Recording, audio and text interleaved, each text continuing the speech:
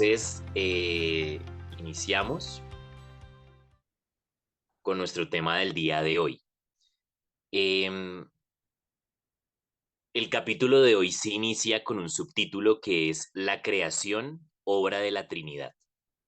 Y generalmente cuando hablamos de la creación, la atribuimos directamente a Dios Padre.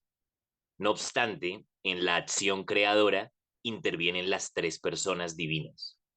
En módulos anteriores en nuestro curso de teología aprendimos sobre el Tratado de la Trinidad y precisamente todo lo que esto implica, estas relaciones trinitarias, intratrinitarias. Es por eso que en el acto de la creación están involucradas las tres personas divinas, Dios Padre, Dios Hijo y Dios Espíritu Santo. Por tanto, aquí está esta cita de Santo Tomás que nos da una luz al respecto. El crear conviene a Dios por razón de su ser, que es su misma esencia, la cual es idéntica en las tres divinas personas. Por consiguiente, crear no es propio de alguna persona, sino común a la Trinidad. Es decir, el crear no solamente es exclusivo de la persona divina de Dios Padre, sino que contempla o involucra a las tres personas divinas, Dios Padre, Dios Hijo y Dios Espíritu Santo. Es por eso que la creación es un resultado, es un fruto, es un producto, es una obra de la Trinidad completa. Para eso, pues hay varios textos en la palabra que avalan precisamente esa tradición teológica, que avalan precisamente esta afirmación. Uno de ellos es Juan capítulo 1, versos 3 y 10, que dice que todas las cosas fueron creadas por Él, refiriéndose a Dios, y sin Él no se hizo nada de cuanto ha sido hecho, y por Él fue hecho el mundo. Bueno, se refiere al verbo, a Jesús.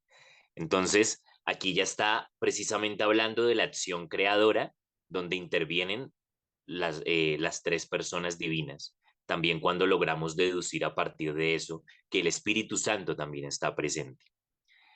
Encontramos también que el apóstol Pablo también reflexiona alrededor de la creación y dentro de las meditaciones y reflexiones que hace a partir de la creación, pues indudablemente también menciona la acción conjunta de la Trinidad. Entonces, en Primera de Corintios 8:6 dice, para nosotros no hay más que un Dios Padre, de quien todo procede y para quien somos nosotros, y un solo Señor Jesucristo, por quien son todas las cosas y nosotros también. Asimismo, en la carta a los Colosenses, versos 15 al 16, dice, Jesucristo es el primogénito de toda criatura, porque en él fueron creadas todas las cosas del cielo y de la tierra, las visibles y las invisibles, los tronos y las dominaciones, los principados, las potestades. Todo fue creado por Él y para Él. Él es antes que todo y todo subsiste en Él. Inclusive, ya aquí en la carta a los Colosenses, esa afirmación de que Él es creador del cielo y de la tierra, de lo visible y de lo invisible, es muy importante que lo podamos resaltar, porque cuando habla de creación, habla del todo, de todo lo real, de todo lo existente, de lo que podemos ver como también de lo que no podemos ver. Y aquí precisamente lo afirma Pablo en la carta a los Colosenses. En Hebreos, por ejemplo, en la carta a los Hebreos, capítulo 1, verso 2, profesa o dice que por medio del Hijo también se hizo el mundo y que el Hijo sustenta todas las cosas. Entonces, aquí vemos diferentes afirmaciones en el Nuevo Testamento donde se avala precisamente cómo la acción de la creación, cómo la acción creadora, no solamente es exclusiva de una persona, sino que es propia de las tres personas divinas. Nuevamente, reitero, Dios Padre, Dios Hijo y Dios Espíritu Santo. Claramente, para los teólogos, fue común atribuir la creación a la persona del Padre, ¿sí? Y ese origen de atribuir la creación al Padre proviene de los símbolos de la fe. ¿Por qué? Porque se afirmaba a Dios Padre como el creador del cielo y de la tierra, e inclusive también lo acabamos de leer en esa afirmación de Pablo en Colosenses. Sin embargo, dentro de la misma tradición teológica encontramos como en el credo del pueblo de Dios de Pablo VI y también el mismo Juan Pablo II subrayan en sus reflexiones la acción creadora de las tres personas divinas, de las tres personas divinas. Inclusive en el credo del pueblo de Dios encontramos la siguiente afirmación: creemos en un solo Dios, Padre, Hijo y Espíritu Santo, creador de las cosas visibles, como es este mundo en que pasamos nuestra breve vida, y de las cosas invisibles, como son los espíritus puros, que llamamos también ángeles, y también creador en cada hombre del alma espiritual e inmortal. Entonces, por eso les decía que subrayaran eso que decía en Colosenses, porque de ahí también parte la reflexión que encontramos aquí en el Credo del Pueblo de Dios de Pablo VI, pero también en la lectura hay una afirmación, hay una mención de Juan Pablo II en el que precisamente subrayan, resaltan, destacan, hacen la acotación de que la creación no es exclusiva de una persona divina, sino que es una acción conjunta de la Trinidad. La creación es una obra de la Trinidad. Muy bien, nuestro autor también hace mención de un autor también muy importante, filósofo y teólogo, que es Javier Zubiri. Zubiri retoma un tema que es el de las procesiones divinas. Las procesiones divinas nosotros lo vimos en módulos anteriores, en el Tratado de la Trinidad. Grosso modo, las procesiones divinas también hacen referencia a que el Espíritu, a que el Hijo procede del Padre, ¿sí? Y el Espíritu Santo procede del Hijo, perdón, procede del Padre a través del Hijo. En este caso, Javier Zubiri retoma el tema de las procesiones divinas y concibe a la creación como una procesión de alteridad. Es decir, no es algo constitutivo, no es algo que hace parte de la esencia divina, sino que es el resultado. Es decir, es una consecuencia a la realidad de Dios. La creación es una consecuencia de la realidad misma de Dios. A eso él denomina una procesión de alteridad. Obviamente, retomar el tema de procesiones, pues tendríamos que devolvernos nuevamente a lo que vimos en ese tratado de Trinidad, pero para efectos de esta exposición, me parece importante que podamos resaltar la diferencia. Procesiones divinas y la creación como una procesión de alteridad, ¿sí? Que no es constitutiva de la esencia, de la realidad misma de Dios, pero sí es consecutiva, es decir, la creación es una consecuencia de la realidad misma de Dios, es una manifestación. Muy bien, a través de la creación nos remontamos a la Trinidad, que, ese, que es el misterio máximo de la Trinidad, la creación. Y aquí hacemos mención de San Agustín, quien dice lo siguiente: es necesario conocer al Hacedor por las criaturas y descubrir en estas, en una cierta y digna proporción, el vestigio de la Trinidad, la manifestación de la Trinidad, el reflejo de la Trinidad. Es en esta Trinidad suma donde radica el origen supremo de todas las cosas, la belleza perfecta, el goce completo. Entonces, aquí San Agustín está precisamente mencionando cómo la creación es un reflejo de la Trinidad. La creación, como ya lo hemos venido diciendo de manera reiterativa, o como ya lo he venido diciendo de manera reiterativa, y que también lo menciona así el autor, es el resultado, pues, de las tres divinas personas, donde se acentúa la grandeza del cosmos. Y aquí una mención de Juan Pablo II, que dice: desde los tiempos de los padres de la Iglesia, se ha consolidado la enseñanza, según la cual la creación lleva en sí los vestigios de la Trinidad. Así podemos concluir lo siguiente: creación y Trinidad se implican mutuamente, están involucrados de manera mutua, recíproca. El mundo es reflejo de la Trinidad, por lo que al contemplarlo se evoca el misterio de la Trinidad. Cuando yo contemplo la creación, se evoca el misterio de la Trinidad. Muy bien.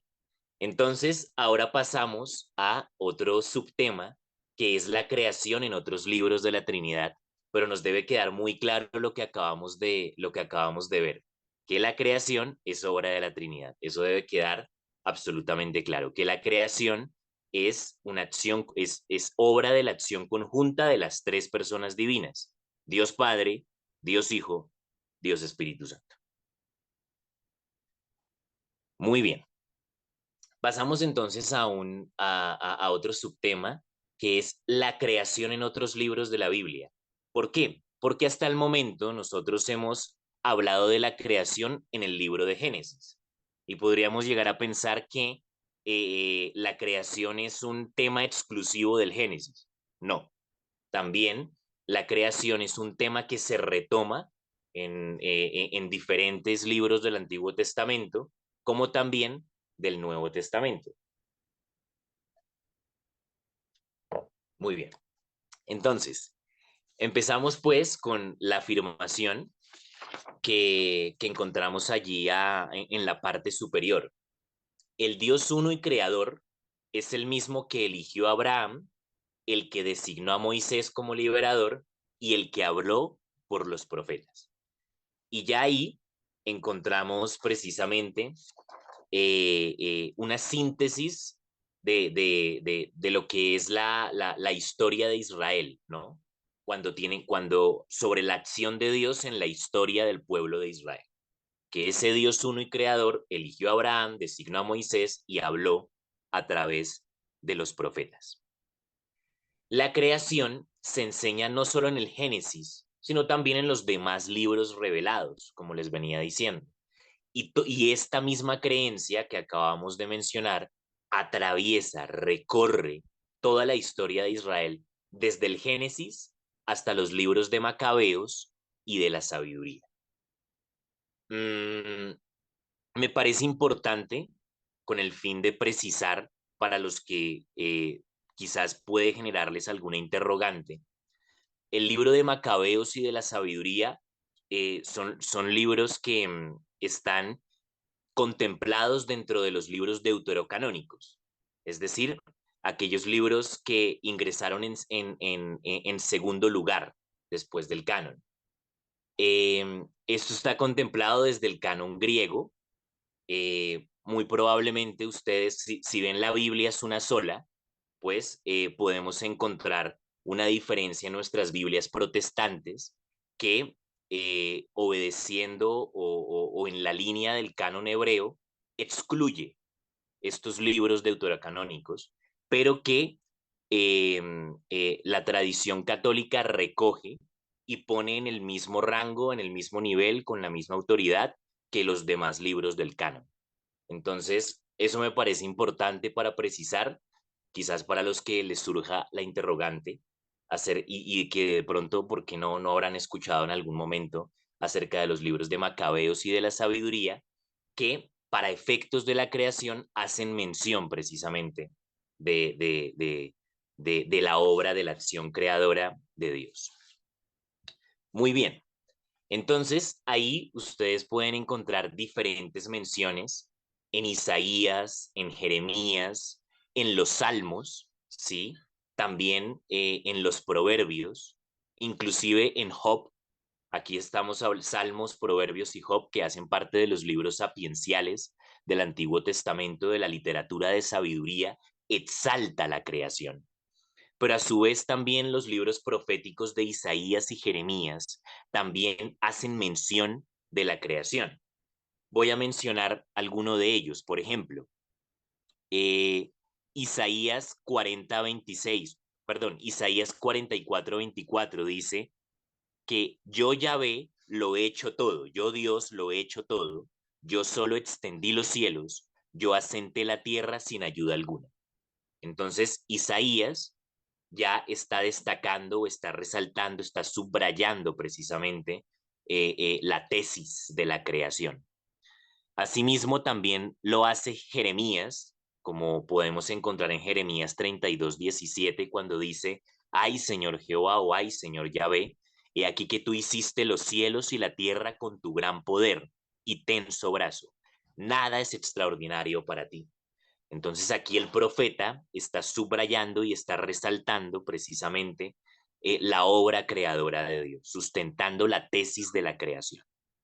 En los salmos, creo que sí, muchos de nosotros que hemos tenido la oportunidad de leer los salmos, vemos cómo en los salmos, o leemos mejor, cómo en los salmos se exalta la obra de la creación por demasía.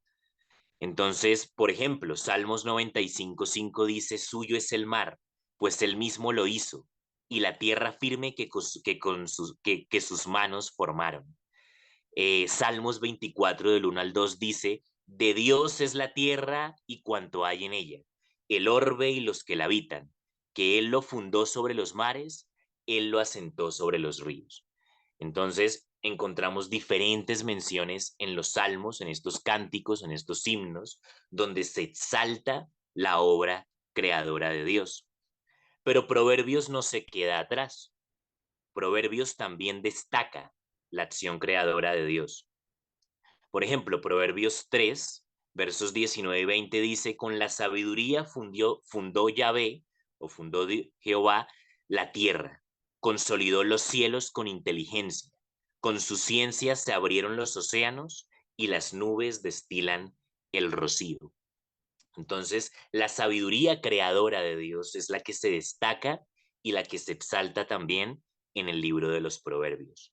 En Job también, esa, en ese diálogo que establece Job con Dios en los capítulos 38 al 39, también se exalta el poder soberano de Dios, la acción creadora de Dios. Y aquí ya se nos menciona también el libro de la sabiduría eclesiástico. Eclesiástico también es otro libro deuterocanónico, donde también se exalta la creación de Dios. En el libro de la sabiduría, y es importante, los libros deuterocanónicos fueron escritos en griego, entonces es el caso, por ejemplo, del libro de la sabiduría donde utiliza el término griego cosmos, ¿no? Y precisamente el cosmos hace alusión a un todo ordenado. Allí también, en el libro de la sabiduría, se exalta la obra creadora de Dios, de que de la materia informe Dios habría creado el universo.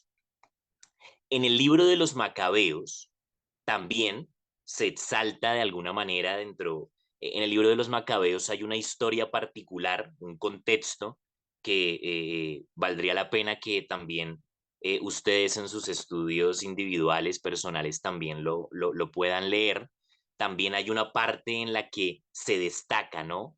La acción creadora de Dios, que está, por ejemplo, en segunda de Macabeos 7:28 cuando dice precisamente la madre sobre su hijo menor antes de que reciba el martirio. Hay un contexto particular donde ella dice, te ruego, hijo, que mires al cielo y a la tierra, y al ver todo lo que hay en ellos, sepas que a partir de la nada lo hizo Dios, y que también el género humano ha llegado así a la existencia. Entonces, esa creación de la nada, ex nihilo, cosa que hablamos en la sesión anterior, pues también se destaca aquí en el libro de los Macabeos. Muy bien, vemos pues que a lo largo del Antiguo Testamento se destaca de continuo ese título, creador del cielo y de la tierra. Pero el Antiguo Testamento no solamente es en el Antiguo Testamento donde se habla de esto, también en el Nuevo Testamento, como lo decía al inicio de esta exposición. Es el caso, por ejemplo, de los versículos que ustedes encuentran o de las citas que ustedes encuentran allí en la diapositiva. El caso de Juan, de Hechos, de Primera de Corintios, Efesios, Romanos, Colosenses, como ya lo leímos inclusive también anteriormente, se destaca precisamente o se exalta o se retoma la tesis de la creación. Entonces, en Romanos 8, versículos 20 al 21, se habla de que la creación ha sufrido los efectos del pecado. En Pedro y en Apocalipsis, la creación adquiere una dimensión escatológica, porque ya se habla de cielos nuevos y de tierra nueva. En Juan se destaca el principio cristológico de la creación, ¿no? El verbo, ¿no? El verbo fue en el principio. Ahí se destaca el principio cristológico de la creación, en Juan capítulo 1.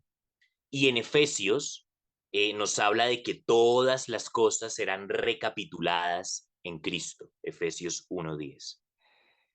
Asimismo, en el Apocalipsis también se hace un resumen de la presencia de esta verdad sobre la creación.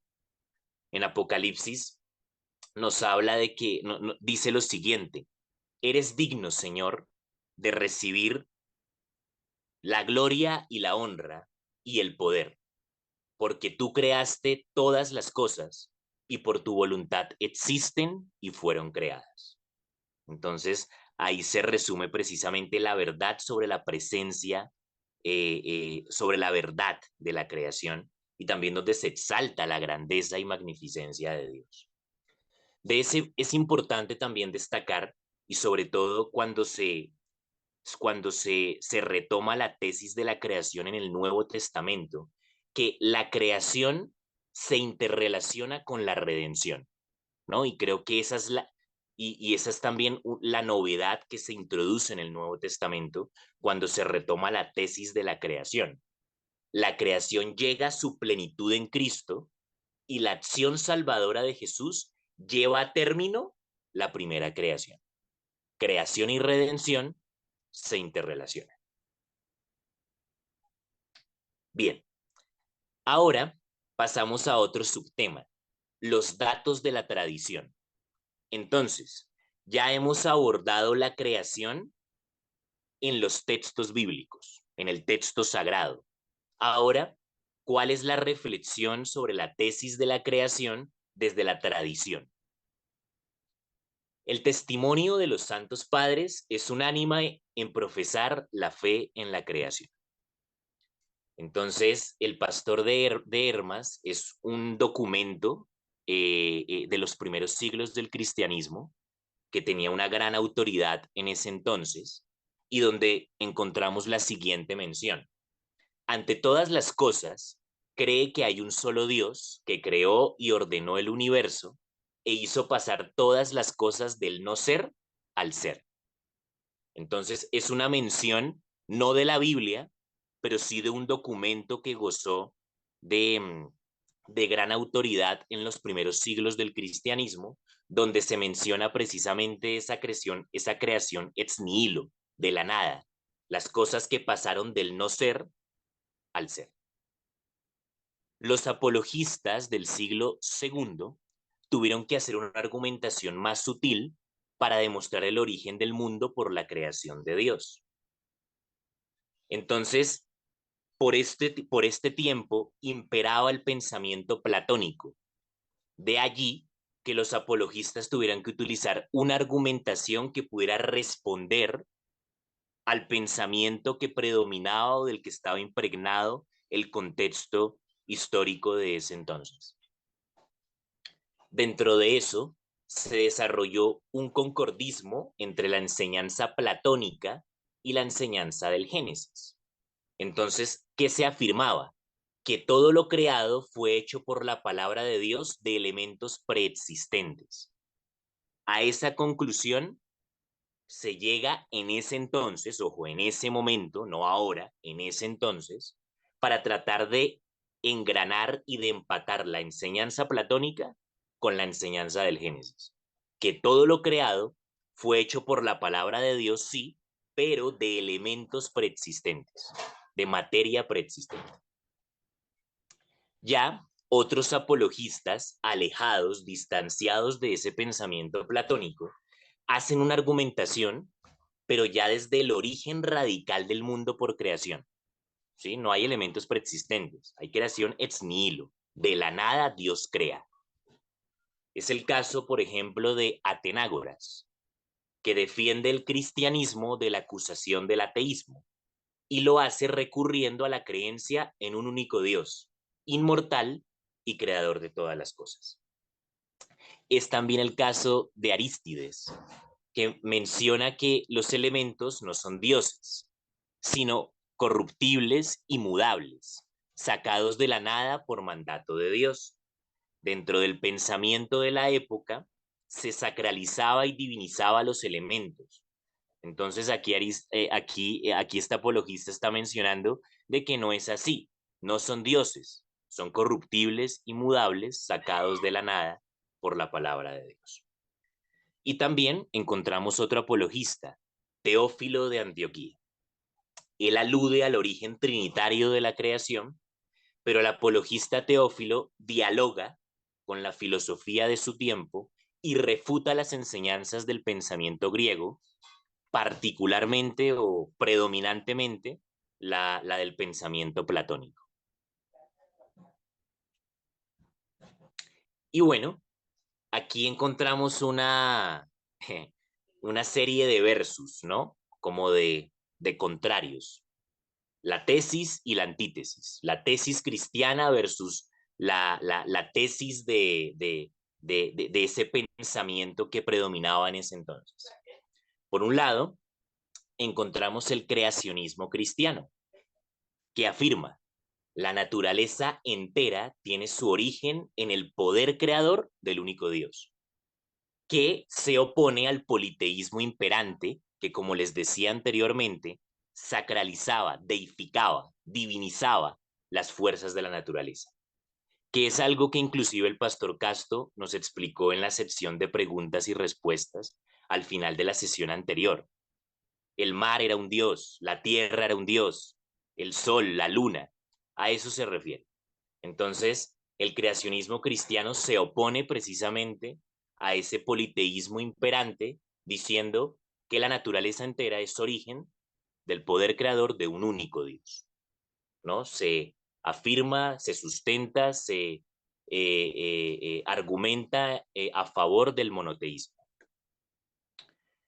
También encontramos el versus entre San Ireneo de León y Tertuliano, que afirman que todo lo creado es bueno, pues procede de Dios.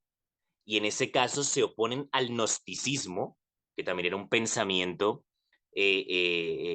grecolatino que también tenía fuerza en ese entonces, que afirmaba que la materia es mala.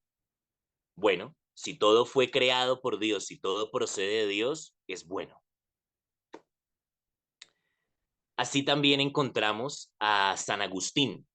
San Agustín destaca el aspecto ontológico y ético de la creación, oponiéndose al maniqueísmo que habla, que precisamente destaca esa disyuntiva de lo bueno y lo malo, y también del emanantismo neoplatónico. Entonces, Agustín también argumenta precisamente y sustenta destacando o sustenta la tesis de la creación destacando ese aspecto ontológico y ético, oponiéndose precisamente a esa tesis maniquea y emanantista de ese entonces. Muy bien. Ahora pasamos a cómo se desarrolla, cómo se hilvana la tesis de la creación desde el magisterio. Para efectos de precisar qué es el magisterio es la enseñanza del cuerpo episcopal, del cuerpo colegiado presidido por el Papa en la Iglesia Católica. Entonces, el magisterio, ¿qué dice al respecto? La verdad de la creación se afirma en todos los símbolos de la fe, con las fórmulas dominador del universo y omnipotente, hasta que se consolida la confesión creador del cielo y de la tierra. Ahora, ¿qué entendemos por lo creado? Y eso es algo que inclusive ya hemos abordado en los subtemas anteriores. ¿Qué se entiende por lo creado? Cuando hablamos de creación, ¿qué es la creación? ¿O qué entendemos por lo creado? La creación, pues, abarca todo lo real y existente, lo visible y lo invisible. Es algo de lo que encontramos en Colosenses con Pablo y de lo que también subrayan Pablo VI y Juan Pablo II y la tradición de la iglesia, y así también lo reafirma el magisterio. Y aquí también encontramos otros versos, ¿no? Porque también encontramos que muchas de estas tesis sobre la creación responden a diferentes pensamientos contrarios o más bien pensamientos heréticos de diferentes épocas. Por ejemplo, los valdenses, ¿sí? Eh, versus el magisterio de Inocencio IV. Entonces, los valdenses enseñaban que la materia era mala, como el gnosticismo de varios siglos atrás, ¿no? Entonces, el magisterio del Papa Inocencio IV afirma que todo lo creado tenía origen en Dios y por tanto, pues no se podía afirmar que la materia era mala. También encontramos el versus entre los albigenses y cátaros y el concilio cuarto de Letrán. Entonces, los albigenses y cátaros resucitaban la teoría sobre el origen del mal a un principio distinto del Dios creador. ¿Qué afirma pues el concilio cuarto de Letrán? Que Dios es creador de todas las cosas, de las visibles e invisibles, como hemos venido diciendo, espirituales y corporales, que por su virtud omnipotente, desde el principio del tiempo, creó de la nada a una y a otra criatura, la espiritual y la corporal, es decir, la angélica y la mundana, y después la humana. Entonces, también el Concilio Cuarto de Letrán responde, ¿no?, a esos pensamientos que iban surgiendo, como en este caso el de los albigenses y los cátaros. Encontramos también la enseñanza maniquea, a la cual también responde el Concilio de Florencia, que enseña que Dios creó por su bondad todas las cosas, ¿no? Entonces ahí encontramos cómo a lo largo de la historia o en diferentes momentos de la historia también se responde pues a las diferentes ideas y pensamientos que iban surgiendo sobre la tesis de la creación. Ya en el siglo XIX encontramos lo siguiente. El Concilio de Colonia, en el año de 1860, condena los errores de unos teólogos católicos alemanes, quienes sostenían que la creación era resultado de una necesidad interna. Es decir, ellos sostenían o sustentaban que Dios había creado por necesidad, no que la creación había sido fruto del amor de Dios en el ejercicio de la libertad divina que Dios libremente había creado, sino que Dios había creado por necesidad, como que era una pulsión de Dios el crear, ¿no? Entonces, ante eso responde el Concilio de Colonia, ¿no? Y finalmente el Concilio Vaticano I, que se desarrolló entre los años de 1869 y 1870, se pronuncia sobre esto reafirmando la libertad de la creación. Dios crea libremente por amor. Muy bien. El Concilio Vaticano II, que se desarrolla entre los años de 1962 y 1965 y que supone un acontecimiento muy importante en el siglo XX, porque era el objetivo del Concilio Vaticano II era encontrar esa relación o esa incidencia que la Iglesia debía tener en el mundo moderno. Entonces, frente a esta tesis de la creación, ellos argumentan diciendo lo siguiente: ellos parten de la creación y deducen las consecuencias de la bondad radical del mundo, ¿sí? Mundo que fue creado por Dios, que procede de Dios, y por tanto comprometen a los creyentes y a los laicos al desarrollo de la actividad creadora de Dios. Entonces, esta es una de las conclusiones del Concilio Vaticano II. Y finalmente, para ir cerrando este tema, concluyo con la siguiente pregunta. ¿Se puede descubrir el origen del cosmos por creación de Dios mediante la razón?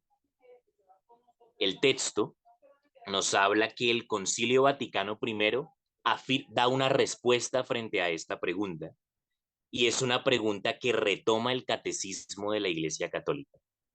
Pero en este caso, les hago a ustedes la pregunta. ¿Creen ustedes que se puede descubrir el origen del cosmos por creación de Dios utilizando exclusivamente la razón?